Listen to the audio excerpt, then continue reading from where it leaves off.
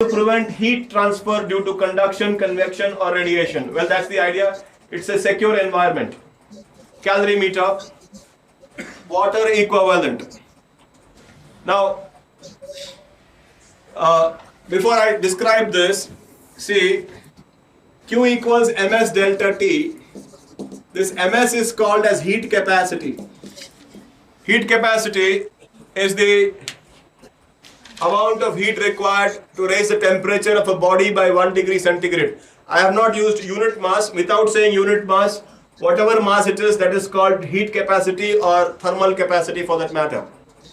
Now, when you are using a calorimeter, or for that matter when you are heating your food, the vessel also gets heated if you're doing it on fire. Because nowadays microwave is there, so that's why I'm saying you're doing it on fire. So, when you're doing these experiments, the water equivalent, that means the calorimeter will also get heated up. Now, how do you have to account for calorimeter also. So, how we can account for it is we can take the calorimeter as having, I'm writing something here. Calorimeter must be having some mass and it must be having some specific heat. So, either I give you the mass and the specific heat must be given. Otherwise, what we can do is, what we usually do, we write it equal to MWSW. Just write this down. Water equivalent of calorimeter is the mass of water whose heat capacity is the same as that of the given calorimeter. Now look at this. If I say for the given calorimeter the water equivalent is 50 gram, this becomes 50. What's the specific heat of water? 1 calorie per gram per degree centigrade. So when you multiply 50 gram into this becomes 50 calorie per degree centigrade. This is the specific heat, this is the heat capacity of calorimeter. So instead of talking about as this separately, if you give the mass in grams, that is directly the heat capacity of the calorimeter. That is the advantage. So we talk like that. So calorimeter will take as much heat as 50 grams of water would have taken. That is the meaning of the equivalence. Okay?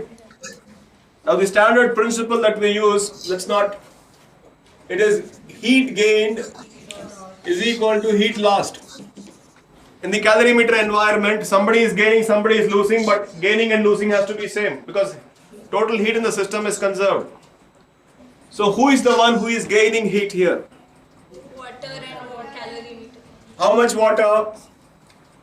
150 cc means what is the density of water? 1 gram per cc. 1 gram per cc. This is 150 gram of water. And then calorimeter you take it as, how many grams is this? 25. So we take it as 25 grams of, the calorimeter we take as 25 gram water. Into specific heat of water is 1 calorie per gram per degree centigrade. And what is the temperature through which the water is heated? 40, 27 to 40, 13 degrees centigrade is equal to heat lost. This is the heat gained and heat lost. Who loses heat? The metal. You got 200 grams of the metal. 200 grams into specific heat. What is delta T for the metal? 150 and 40. 110 degrees centigrade. That's all. One equation, one unknown, solved for S. Yeah, that's right. So we can just take it as specific heat. You get it as 0.1 calorie per gram per degree centigrade. That's the answer for this part.